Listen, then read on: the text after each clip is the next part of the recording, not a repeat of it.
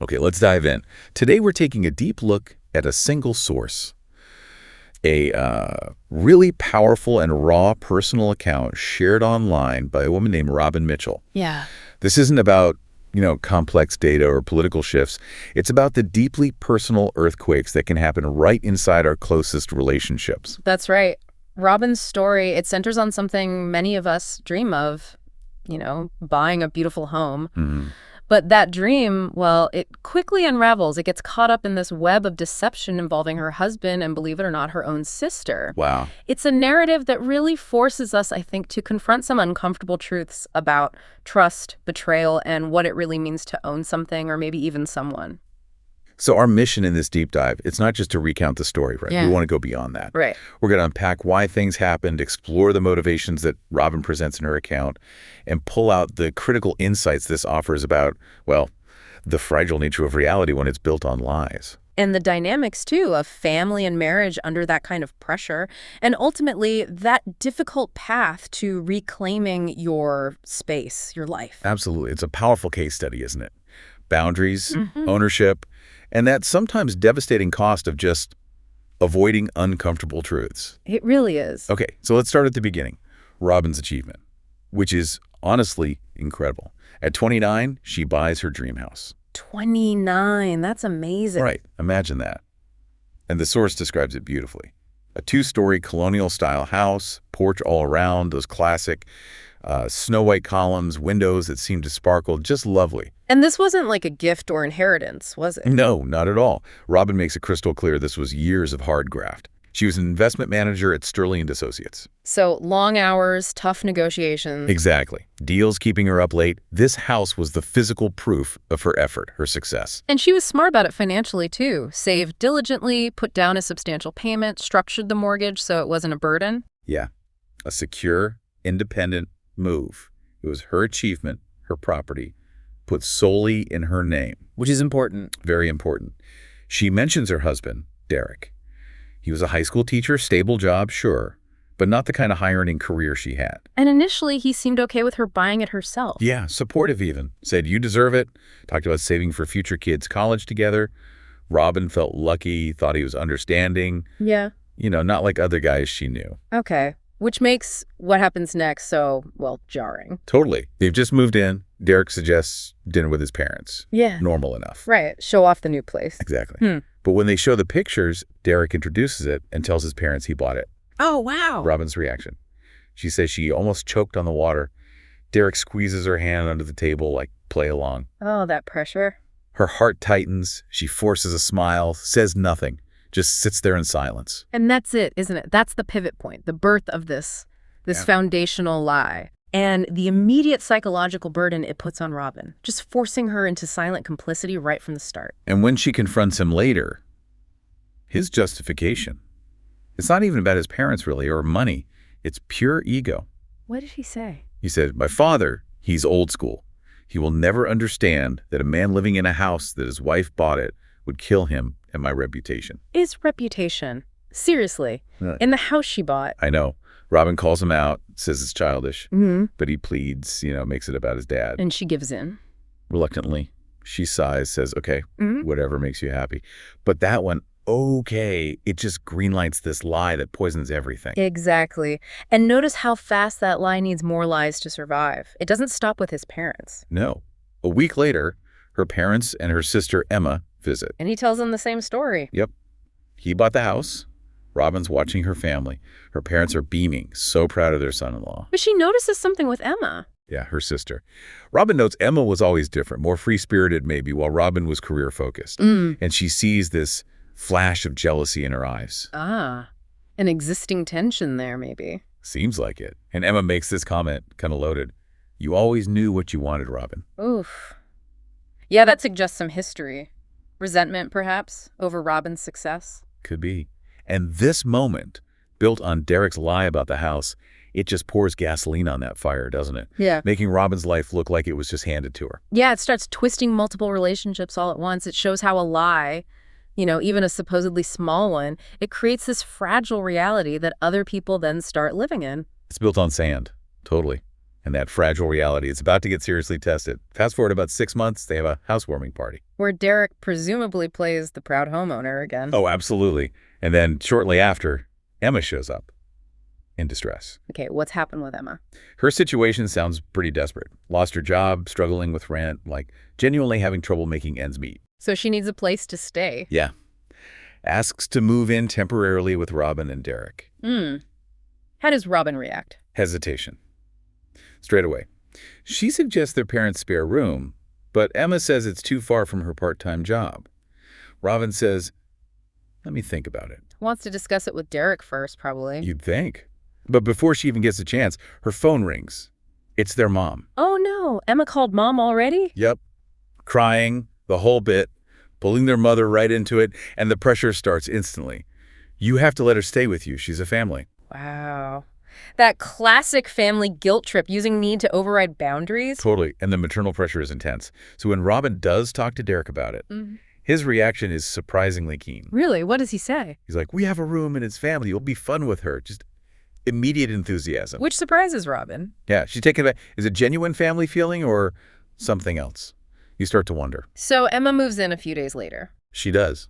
Robin helps her settle in, but she feels this unease.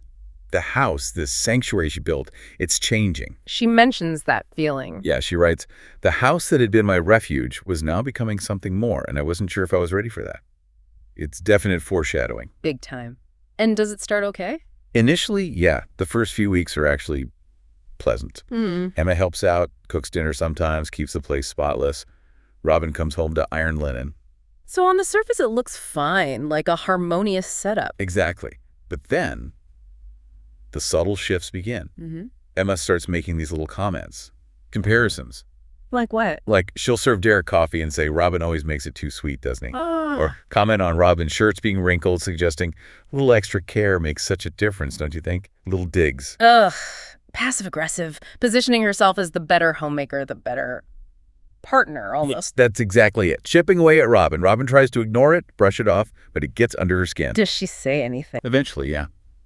After Emma makes a comment about finally getting the kitchen organized, Robin confronts her, tries to keep her voice steady. And Emma's response? Classic deflection. Gaslighting, really. Oh my God, Robin, you're so sensitive. Yeah. I'm just kidding. Don't tell me you're jealous of your little sister. Turning it back on Robin, making her doubt herself, invalidating her completely. It's incredibly frustrating, isolating, and then it escalates beyond just comments. How so? 2 weeks later, Robin comes home early, finds Emma in the kitchen with Derek, wearing, well, Robin says what could barely be called clothes. A sheer tank top, tiny shorts. Oh, okay. That's inappropriate. Very. And Derek's just looking at her, focused. Robin is understandably upset, asks Emma to go change. Does Emma seem embarrassed, or? No, she grins. Yeah. Like she knows exactly what she's doing, claims it's just hot. She does eventually change, but the vibe is clearly off. There's this tension now. And what does Derek say later? Does he back Robin up? Not even close. He actually questions Robin's reaction. Asks her, don't you think you were a little rude to Emma? Defends Emma. Says she's just comfortable, she's family. Unbelievable. He's siding with Emma over his wife's discomfort in her own home. Right. Robin points out how inappropriate the clothes were, but Derek just dismisses it. And then he drops the line that just shatters everything for Robin. What does he say? He says, you're exaggerating. Besides, it's her house too. Whoa, wait. It's her house too. Yep. Based on the lie he invented, he has now verbally given away ownership, shared ownership, to Robin's sister in his reality. Oh my God. How did Robin react internally? Like a physical blow. She says, his words hit me like a slap in the face. When did this happen? When did my house become her home? That's the moment the lie just consumes everything. The marriage, the house she worked for. That is terrifying. And the next morning, it gets worse, I assume. Confirms the shift. Robin asks Emma if she's been looking for apartments. Emma gives the I'm broke routine again. But before Robin can even respond, Derek, not even looking up from his phone, just cuts in. Says Emma doesn't need to move. What? Why? He says, we have a lot of space and it's nice that she's here. The three of us work well together. The three of us work well together. Oh, that's chilling. Isn't it? Robin describes, a chill ran down my spine. She looks at Derek, just casually dismissing her feelings, prioritizing Emma in her house. And Emma. Sitting there with this barely perceptible smile. Robin just realizes the depth of the betrayal. Her life, her husband, her home, totally unrecognizable. Something inside her started to crack. That unbearable tension. Something has to give. It does. Robin has a critical business trip, a huge deal in Phoenix with a company called Anderson. Could be massive for her career, her finances. Adding another layer of irony, given the whole money lie. Right. So she flies out for 3 days. The trip goes great. She nails the deal, signs the papers early. Mr. Anderson's impressed. So she's feeling good, successful. Exactly. High on success, she decides, spontaneously, to fly back early. Surprise Derek with the good news. Oh boy, a spontaneous decision that changes everything. Completely. She gets home around 8 p.m. Derek's car is there. Light on upstairs. She lets herself in quietly. What does she notice? Little details. 2 wine glasses on the coffee table. Emma's blouse. Draped over the stair railing. Oh no. That feeling of dread she had when Emma first moved in, it goes rushing back, but like 10 times stronger. She goes upstairs. She climbs the stairs, hears faint music, voices from their bedroom, her bedroom. She pushes the door open, and time stops. The source is blunt. Derek and Emma in her bed. Oh my God, just caught. They don't see her at first. Then Emma looks up, and Robin emphasizes this. She smiles. Emma actually smiles at her. Smiles, no remorse. Apparently not. Derek starts to react, stammering, but Robin cuts him off. And Emma, just chillingly casual, says, "Oh, don't worry, Derek. She should have found out eventually." Starts gathering her clothes like it's nothing. That is cold, incredibly cold. Robin manages to ask how long, her voice sounding distant even to herself. And Emma's answer? "A few weeks. We're in love, aren't we, Derek?" Derek just looks like he's going to be sick. He looks sick, but Emma's acting triumphant. Totally. And then Emma delivers the second bombshell, puts her hand on her stomach. Oh. I'm pregnant. Oh my God. And Derek. His head snaps up, face goes white. It's clear this is news to him too. Wow. So Emma was playing him too, in a way, keeping the pregnancy secret until this exact moment. The layers of deception. It's staggering. The affair's bad enough. But the calculated cruelty of the reveal, hitting Derek with the pregnancy news right then. It's something else. What does Robin do? What can she even do? Her immediate reaction, pure instinct, is just, get out. Both of you, get out of my house. But Emma still thinks. Emma, completely swallowed by Derek's lie, actually laughs, says, What? Your house, so honey, I think you're confused, turns to Robin with this wicked smile. No, she doesn't. She does. Emma says, this is Derek's house. He bought it. Remember, you have an hour to pack up and leave. She's trying to kick Robin out of Robin's own house based on the lie. The sheer nerve. It's the peak of the absurdity, isn't it? Emma genuinely thinks she's won. She got the guy, she thinks he's rich, and now she's kicking the wife out of his house. But Robin knows the truth. And that realization hits Robin. Every single thing around us was mine. That's the turning point. The power shifts right there. The truth about ownership is about to crash into their fantasy world. So how does Robin react to being told to leave her house? She laughs, can't help it, describes it as slightly hysterical but unstoppable. A laugh of just bitter irony and disbelief. Emma must have been confused. Totally. Demands to know why Robin's laughing when she's the one being kicked out. And Robin lays down the truth. Oh, yeah. He stops laughing, looks right at Emma, and spells it out. This house. Every brick, every tile, every piece of furniture, she bought it all. Oh. And that Mercedes Derek drives, also hers. Bought because he felt his old car wasn't professional enough for a teacher, just laying it all bare. Does she make Derek confirm it? She turns to him. And under Emma's furious glare, he just crumbles. Admits it. It's true. Everything belongs to Robin. I just told everyone that I bought it because I want to look successful. Oh, the humiliation for him and Emma's reaction. Instant rage, but directed entirely at Derek. She grabs a pillow, starts hitting him, screaming, "You're a liar, you pathetic, worthless liar." Because her whole plan, her illusion of bagging a rich guy with a house, just evaporated. Exactly. Her anger isn't about the betrayal of Robin. It's about her being duped by Derek's lie. So Robin just watches this chaos. She cuts through it. She's done. Tells them they have 1 hour, pack their stuff and get out. Tells Derek the divorce papers will go to his parents' house. Clean break. Does Emma try anything else? Her anger switches instantly to manipulation. Tears start.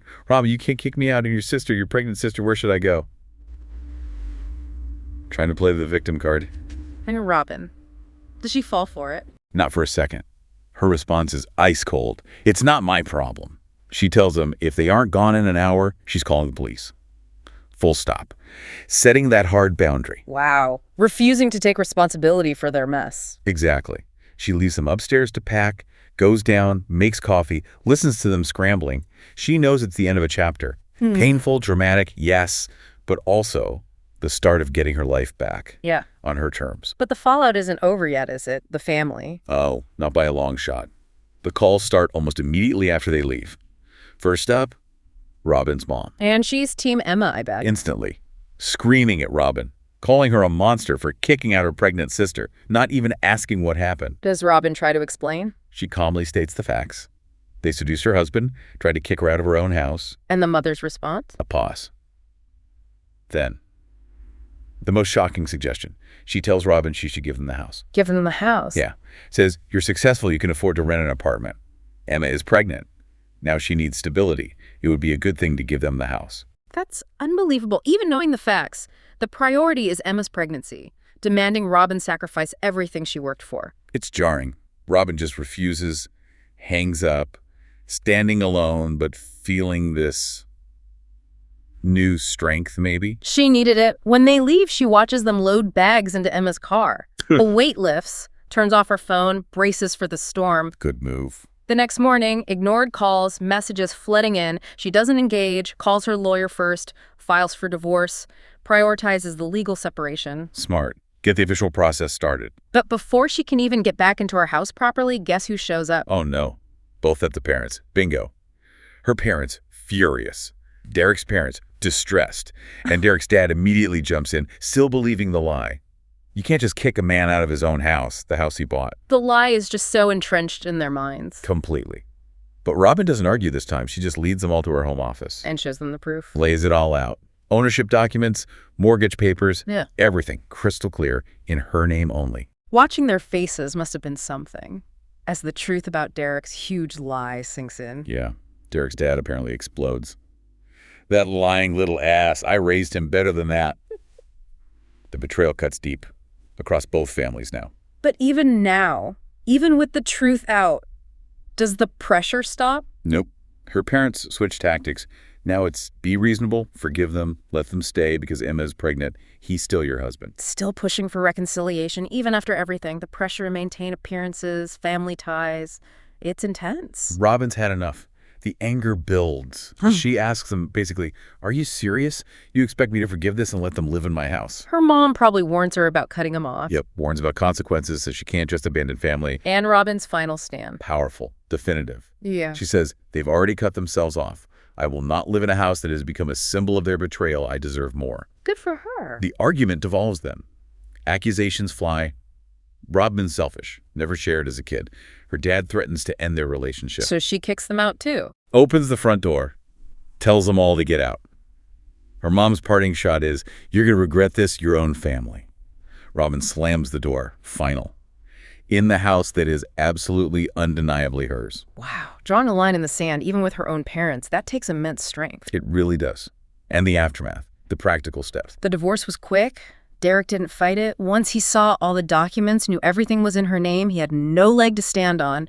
The financial truth finally killed the lie. So she gets free legally and personally. How does she rebuild? Throws herself into work, reclaims that professional part of her life, and then she starts reclaiming the house itself. Wow. A total overhaul. New furniture, new paint, new everything, erasing every trace of them. And significantly, she turns the master bedroom, the scene of the betrayal, into her home office. Wow, that's symbolic, turning pain into productivity, into her space. Exactly. A physical transformation matching the internal one. Does she keep tabs on Derek and Emma? Briefly, yeah. Saw on social media they got married. Emma was playing the victim online, posting vague things about toxic family members and selfish sisters. Oh, the irony. Right. And they were living in Robin's old childhood bedroom at her parents' house. Emma even posted a picture with a caption like, violent people live in luxury, but we have love. Unbelievable lack of self-awareness. Or maybe just pure manipulation. Who knows? Yeah. But Robin's reaction is key. She just closes the tab, chooses detachment, finds peace in the quiet of her own house, filled with her things. And she reflects on family. Yeah, she has this realization. Sometimes silence is better than toxic company, and sometimes the family you were born into is not the family you need to keep. Which is profound. Choosing your own peace over toxic biological ties. So the story ends with her finding peace. It does. Sitting on her porch, watching the sunset, in her house, feeling free, breathing deeply for the first time in ages. The house is quiet. No lies, no tension. She knows a new chapter is ahead, and this time, she writes it herself. What a journey! From that fragile reality built on a lie, through the explosion of truth, the painful cuts, and finally, reclaiming her space, her peace, herself. Yeah, it's a visceral story. It really shows how lies, even those meant to just, save face, can give power to the wrong people and just erode everything: trust, ownership, emotional security. And it highlights that devastating impact of triangulation in relationships, right? And the incredibly tough choices you sometimes have to make to protect yourself, your boundaries, even from family. Definitely. We all navigate complex relationships, moments where truth and boundaries get tested. So this story, it leaves you, the listener, with some pretty difficult questions, I think. Like, what does family even mean when you face that level of betrayal? What does loyalty demand? And can reclaiming your life sometimes mean letting go of people you thought were essential? It really makes you think. If you were standing in Robin's shoes in that living room, holding those ownership papers, what would you do?